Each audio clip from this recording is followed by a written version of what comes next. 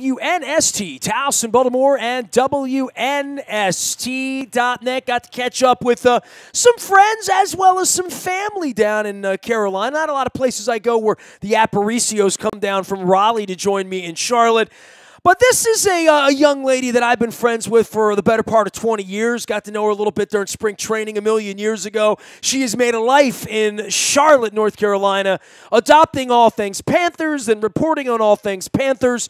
You can find her out on Twitter, strangely enough, at Sharon A Sports, but it's not Sharon A Sports. It's actually Sharona, like my Sharona and the Knack, who I think she is a real estate agent somewhere in Southern California. But Sharon Thorsland is Sharona Sports, and she is a reporter with WBT in Charlotte. She's been my friend along with her twin sister for a long, long time. Sharon Thorsland, where has life taken you? We only play you guys every 4 years, and I only come down there every 8 years, so I don't get a chance to recap the majesty of Cam Newton very often with you. Yeah, I tell you what, he put on quite a show yesterday. I don't know that even Panther fans were expecting that after the season he's had so far, but wow, he really put on a show on Sunday, and it was something to behold. Well, yeah, and we're on the other side of that, and I think everyone realizes he's a quality quarterback. He's a love him, hate him guy. I'm on the I don't love the act thing, and I saw the kids after the press conference. I don't dig the Cam Newton act. I'm happier having Joe Flacco as my quarterback, but you're down there amidst all of it, and obviously the kids, and playing to the audience, and a little bit of Ric Flair, love him, hate him kind of wrestling persona that he has. But when the bell rings, he's a hell of a quarterback, and with the pieces around him, and I remember the Santa Clara thing a couple years ago, you got some pieces there, and obviously DJ Moore and he had Turp and all that. No catching him in the first half, no catching Olsen in the second half, and certainly they didn't molest the Newton enough back in the pocket during the game. They let him run free, and he made him pay the price. Yeah, when you give Cam Newton time back there, he can hurt you with his arm or with his feet, as we all know, and he certainly did that on Sunday, the way he was able to get several runs in there. But the amount of weapons that he has this year, he just hasn't had that in a long time, if ever, when you've got a guy like DJ Moore, who we knew he was going to get more snaps because of the injury to Torrey Smith. And I didn't realize that they would use him as much as they did in the passing game and in the running game, because he was over 120 yards by halftime. So he is quite a threat back there. And then Curtis Samuel getting healthy again after that ankle injury from last year. He's a speed guy. And then you've got Christian McCaffrey, who can also hurt you both ways in the passing game or in the run game. So he's surrounded by weapons, and of course his security blanket, Greg Olsen. So he's got so many guys who can help him back there now. And when he's got the offensive line, this offensive line has been just really interesting this season. There have been so many injuries, and we've got guys, Chris Clark, who literally just came in off the street. He wasn't even playing at all and has come in and become our starter on the line. So they've been able to mesh, give him plenty of time. And the fact that he was not touched in terms of he wasn't sacked at all on Sunday, I'm amazed by that fact, because, as you well know, the Ravens with that intimidating line and the 27 sacks they brought in and left without another one was pretty amazing. Yeah, I'm not like a Panthers hater, but I do like watching his press conferences when he loses, because I learn more at that point. So it's it's not like a Steelers sort of desire for them to lose, but I don't sit around and watch him play week to week, right? I'm watching my own team, and if he's on a Monday night or they're playing the Saints on a Thursday or something, I'll put an eye on it, but watching him up close, when he gets into space with the ball, he becomes a tight end. And that's a way different thing than Lamar Jackson, that when he's running around with the football, it reminds me of a wide receiver who's too small, who's going to get smeared, at some point. With Cam Newton, I almost worry more for the linebacker, and certainly for safety coming up, that they're going to bounce off of him. Yeah, well, and that's a good worry to have, because he's a big boy, as you can see by seeing him in person. He is not small. He's probably bigger than half the linebackers that he goes against, and definitely a lot of the DBs. So he's a big guy, and is able to take hits that most quarterbacks just can't come back from. You see a couple of them yesterday where he just runs and barrels right into guys and doesn't even try to slide anymore, which the coaches don't love. But he can take some hits, and jump right back up, and you're like, wow, how did he do that? So he's just a special breed of quarterback, and Norv Turner was brought in specifically this year to work with him, to work on that completion percentage, and to turn him into a more accurate quarterback. And so far, so good. He's been having some good results this year. Yesterday, I think, was the highest completion percentage of his career, and he's certainly got the highest one going through this season of his career. So if he can get the arm working as well as the rest of the body and the legs, he's a special quarterback. Well, the Ravens didn't make him pay for throwing high at one point. He threw low earlier, and then he became incredibly accurate. Sharon Thorsland is our guest. She's a WBT down in Charlotte. You can follow her at Sharona Sports, like my Sharona. She is also a Tar Heel fan, but we're not going to bring that up here. Doing all things Panthers radio as well. It is interesting with Newton, for the love him, hate him, and for all of that. When you have better weapons and you have a running game, and more than that, the variety and the threat that McCaffrey brings to this thing, and you say, well, they use a first-round draft pick on him. We see this with Le'Veon Bell. We saw this with Ray Rice here. We saw it last week with Kamara, and you're going to see it more with the Saints, that when you have sort of that dual weapon guy out of the backfield, it makes your running game a lot different, a lot more varied, especially when you have a 6'5" linebacker going 260 who's the quarterback running the football too. There was much more of a semblance of a running game. And I think for Newton, and I know he played this up a little bit with the injuries and the kill shots being taken on him and other quarterbacks in recent years, that kill shot on the quarterback running in free space, that has kind of been adjudicated out of the game a little bit through fines, through penalties, through replay and all of that jacked up. It's not something you're going to see Cam Newton having happen to him much more moving forward in his career. That's going to help a guy like him. And it may help a guy like Lamar Jackson too, but specifically him, because they are going to be afraid to hit him too hard and get 15. Well, yeah, it's funny. My 12-year-old son was saying yesterday, he said, it seems like this year there are so many high-scoring games in the NFL, and that's what we were discussing, that exact point, where with the new rules, the quarterbacks are just almost untouchable at this point, and I think it's changing the way defenses are approaching the quarterback, and it's definitely going to help a guy like Cam Newton, who puts himself out there probably way more than the regular quarterback, and, if they have to pull back before they go in and go for that kill shot, as you say, I mean, it's a huge difference in a guy like him, and it's going to give him a longer life in this league because he's not going to take those kind of hits anymore. So it's definitely a big help for a guy like Cam Newton to have those defenders, thinking twice before they come in to hit him. I think it's better for the game, Sharon.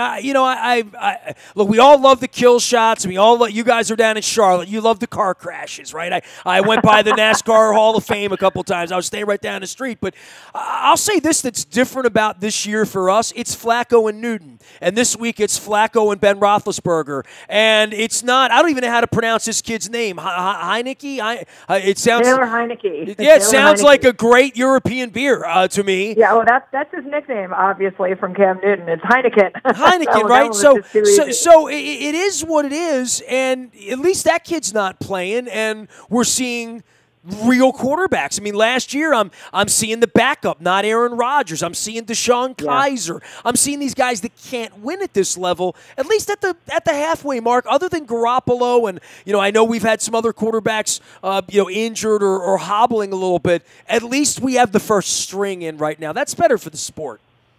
Oh, absolutely. And there's nothing better. Like on Sunday night, we were so excited to watch the Vikings and the Saints, because it's like you've got two marquee quarterbacks, or at least Drew Brees definitely is a marquee one in that matchup. But that was a great matchup, and you want to tune in and see Aaron Rodgers take on Jared Goff. So, yeah, it's great for the game to not have their marquee players down, even though you're missing a few of some of the other positions with Le'Veon Bell, of course, who you guys get.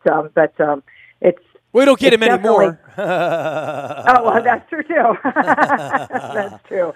So it's great for the game to have all those marquee names in the lineup. So it certainly makes it a lot more fun to watch. Sharon, with all our problems, I would give Le'Veon Bell $856,000 this week to stay home, is what I would do. So the fact that his agent is doing that for him, God bless him. Sharon Thorsland is our guest. She's Sharona Sports out on the Twitter thing as well as at WBT. We've known each other only a couple of decades, going back to spring training baseball in South Florida in the late 90s. Man, you got like kids and a family family, and you've watched this whole Panthers thing unfold. And, I talked to Mick Mixon about this. I actually talked to Charlie Dayton about this in the Charlie Dayton press box at the game on Sunday as well. The one thing that's missing for your community is the fact that we've won the 2 Super Bowls we've been in. You've lost the 2 Super Bowls you've been in. But by and large, over 25 years, and look, we've had a better franchise with Ray Lewis and John Ogden and Ed Reed and all that. And we've shared Steve Smith through all of this. But it is that close to being that close that you lose Super Bowl games.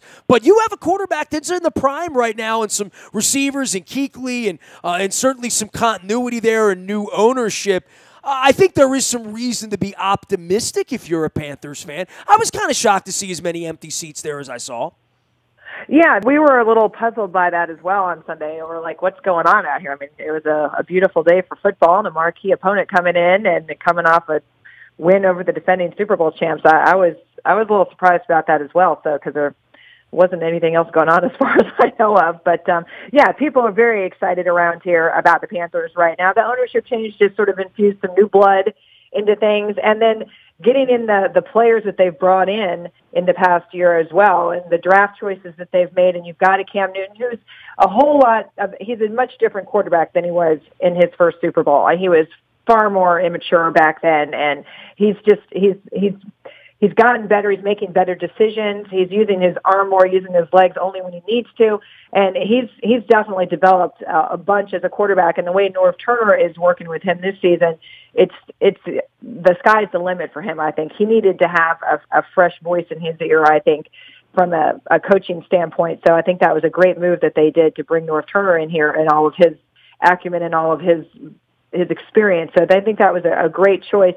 And then with the weapons they brought in for him, and then this defense, yeah, I mean, you've got guys that are just continuing to be forces out there with Luke Kuechly, Thomas Davis on the end of his career, but he might get another year out there. And you've got a lot of young guys in the secondary. We've had some issues with consistency back there. And once again, we've got some questions back there, but they certainly did a lot better on Sunday. So I think that there's a lot to be optimistic about, and people are thinking they're starting to creep up on it again. Hey, maybe the Super Bowl is on our half of the coast.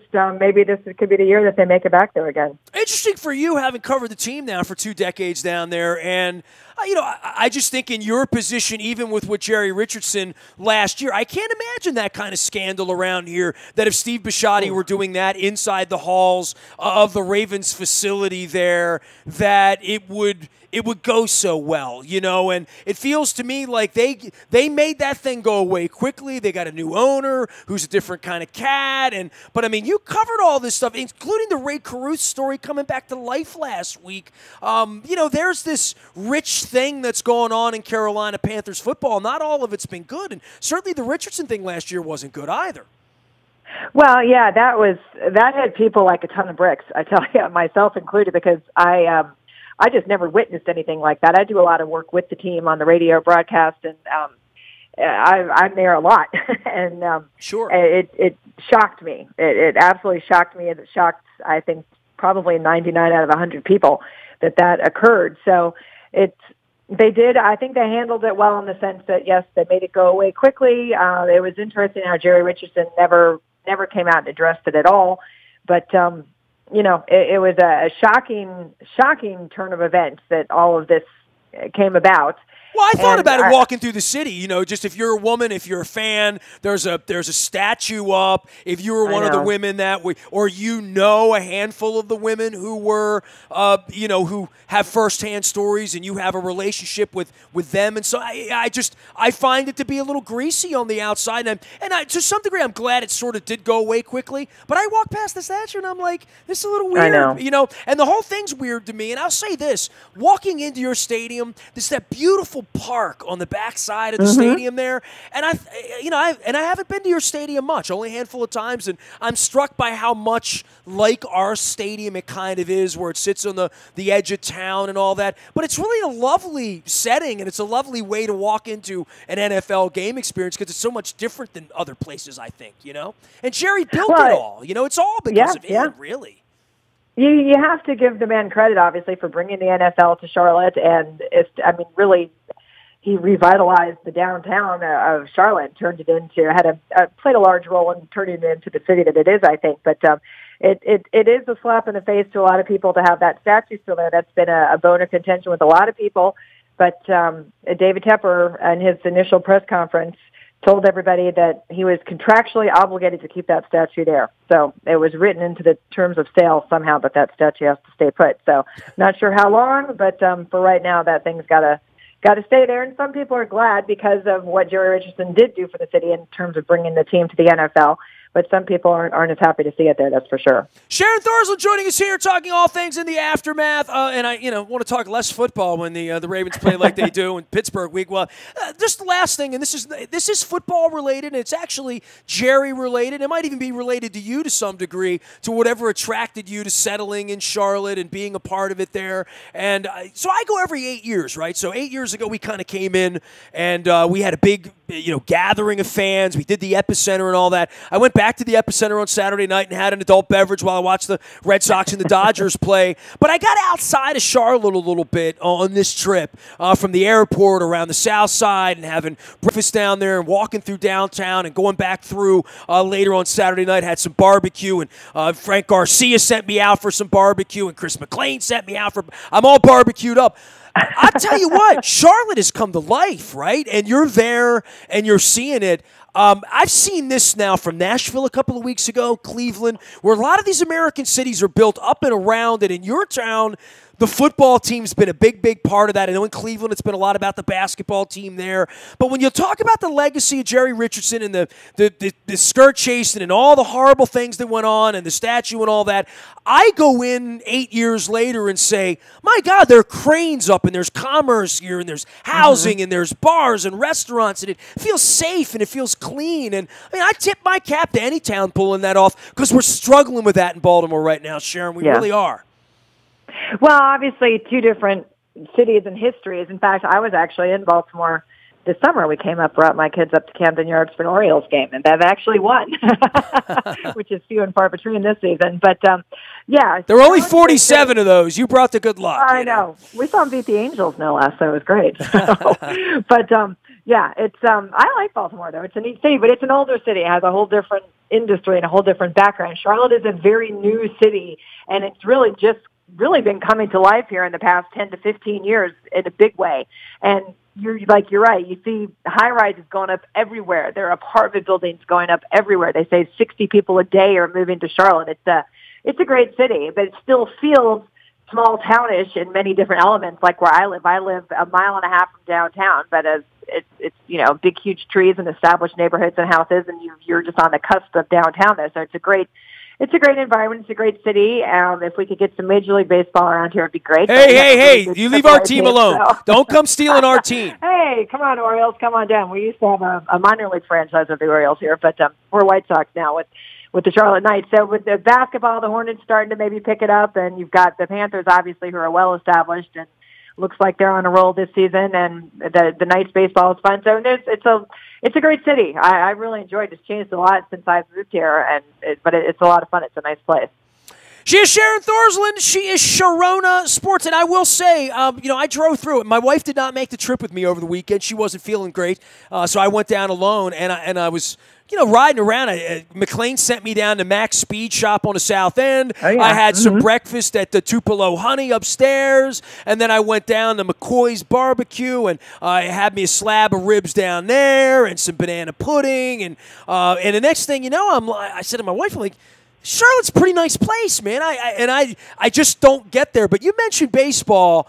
If there comes a point where you and I are getting a little older together, 5, 6, 8 years from now, and we're talking about the Orioles going someplace, Charlotte, to me, looked like a place that would be one of those places, much like Nashville, beckoning, and I am very, very worried about the future of the baseball team here because the money that it takes to support such things as baseball is starting to dry up in our community, as is the love for baseball in our community, which has been literally destroyed for 25 years by an owner. So, Charlotte wants baseball. That worries me, Sharon. It really does. Well, I don't want to steal your Orioles because I love the Baltimore Orioles too, and I just as soon have them stay in Baltimore because my family has a long history with the Orioles, and so you can keep the Orioles there. Maybe we'll get somebody else here, as long as it's the American League. I don't like the National League. So, go steal the Rays before they build something in Tampa there for you. Oh, there we go. See, that could work. So that could work. Yeah, baseball would be great. That's a sport that a lot of people really want to see come here. And when they built the Knight Stadium downtown, it infuriated a lot of people that they built the stadium in a way that it could not be expanded upon and made into a major league size for some odd reason. And they just made it so it can only seat, I think it's like 11,000, 12,000 people. How old's that park now, game. by the way? That park. Pardon? How old is that park, the new park there? I think 6 years. Okay, 5 so or it's 6 years. I saw in Nashville. I walked past the Acropolis in Nashville, and they have a beautiful little park there too. But I mean, it doesn't look anything like a major league stadium. I mean, even in Indianapolis, when you go there and see their little stadium, you feel like, well, they could put a roof on that if they ever wanted to or build it out. But that is interesting to me because I do see all of these places as sort of the next frontier that when baseball has to knock on a door. I mean, Montreal's involved again. Portland, Oregon's involved again. I mean, the reason that the Nationals are in D.C. is no one else wanted the Montreal Expos. I don't know that that's going to be the case next time around for baseball. Yeah, I think Charlotte eventually, I think, is going to land a franchise because there are enough people here who want it, and as the city continues to grow, there'll be enough people to come in and support it. That's always been the concern, is that there's not a large enough population to come to the Tuesday, Wednesday, Thursday night baseball games. But the Knights do really well. I think they've led for the past 2 or 3 seasons. They've led the minor leagues in attendance, but that's obviously a whole different ballgame, 12,000 people as opposed to 40-something. So it's a little different situation. But I think that eventually somebody's going to find Charlotte to be a good market for a baseball team, and hopefully sooner rather than later. But you do get sort of spoiled with the minor league prices, though, and get to see a lot of the future major league stars anyway. But I think baseball could certainly, they could support a team here because you don't have anything between Atlanta and D.C. So I think that the Carolinas are ripe for a baseball team at some point. Sharon, we have minor league baseball at major league prices. So at least you have minor league baseball at minor league prices. Sharon, be well. I'm sorry we didn't get a chance to hug and say hello and share some meatloaf or something like that. But I do appreciate the time. It's always good to visit with you, and I will not be a stranger. I'll come bother you if Cam Newton keeps winning. How about that? Absolutely. Sounds great. It was great talking to you. Always a pleasure. Sharon Thorsland joining us here. She is Sharona Sports, as in my Sharona, an avid Tar Heel fan, but I'm not going to hold that against her because I've known her for 2 decades. She does Panthers radio at WBT down in Charlotte, North Carolina, where I escaped a couple plates of barbecue later. You can find me out on Facebook, Twitter, LinkedIn, Snapchat, Instagram, streaming live on our Facebook as well as our YouTube WNSTV channel. Luke's out in Owings Mills all week long. We're getting ready for the Pittsburgh Steelers. We'll be hearing from Yins in that, and obviously the incredible tragedies at Squirrel Hill that I drive by all the time in my way to Pittsburgh, and all of our friends of the faith. And I just don't know what to say. The thoughts and prayers aren't getting it done. So I'm going to be loud here during election week. If you follow me out on Twitter, you know what a jerk I am in the name of justice. So just horrible stuff, but we'll be talking about that all week because it is real life, and we need to change it. You need to change it. I need to change it. Nasty at WNST.net finds me, and I am a very available individual through all the social media as well as out on the buyatoyota.com audio vault 24 hours a day from anywhere in the world, recapping some Carolina, getting you ready for Pittsburgh, wondering what in the hell the Orioles are doing. That's what we do around here. Johnny O, as well as Al Redmer, out in the buyatoyota.com audio vault. Please go listen to them and vote your conscience next Tuesday, or even vote early if you get a chance to do that. I am Nestor. We are WNST.net, AM 1570, and WNST Towson, Baltimore, and we never stop talking Baltimore sports.